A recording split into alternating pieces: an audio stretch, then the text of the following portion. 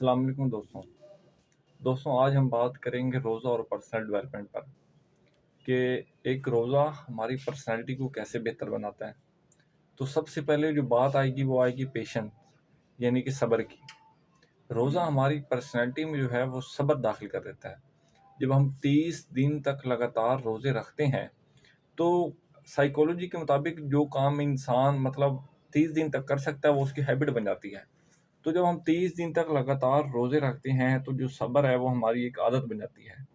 اور جیسے کہ آپ جانتے ہیں کہ اگر انسان کی زندگی میں صرف صبر آ جائے کہ وہ معاملات پر صبر کرنا سیکھ جائے، وہ مشکل لمحات جب اس پر آئیں وہ صبر کرنا سیکھ جائیں، لوگوں کی باتوں پر صبر کرنا سیکھ جائے، تو اس کی زندگی جو ہے مکمل طور پر بدل جاتی ہے۔ تو روزہ جو ہمیں ایک چیز سکھاتا ہے وہ ہے صبر ہے، یعنی کہ پیشنس۔ اگر یہی ہماری زندگی میں صبر آ جائے تو ہماری پرسنالٹی بہت زیادہ گروم کر جاتی ہے۔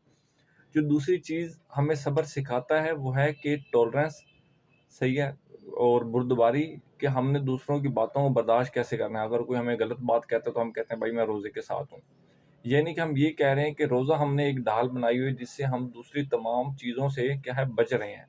اگر ہمیں کوئی برا بلا کہتا ہے تو ہم کہتے ہیں بھائی میرا روزہ ہے۔ تو یہ جو بردباری ہے، معاف کرنے کا سلیقہ ہے، یہ بھی کیا ہمیں روزہ ہی سکھاتا ہے۔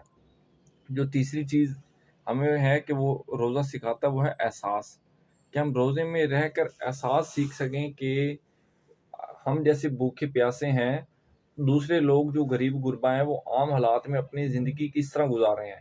تو روزہ ہمیں یہ بھی سکھاتا ہے کہ دوسروں کا احساس کیسے کرنا ہے، دوسروں کے جذبات کو کیسے سمجھنا ہے۔ یہ تمام چیزیں روزے سے حاصل ہوتی ہیں۔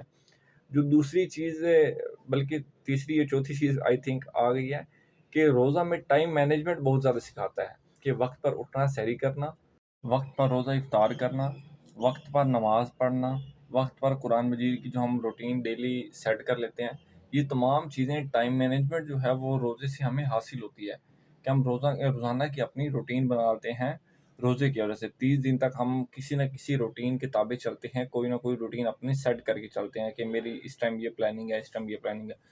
تو ٹائم مینجمنٹ جو ہے وہ ہماری زندگی کا ایک اہم حصہ بن جاتی ہے، بلکہ ہماری ہیبٹ بن جاتی ہے رمضان شریف میں۔ جو اس کے بعد بات کریں گے ہم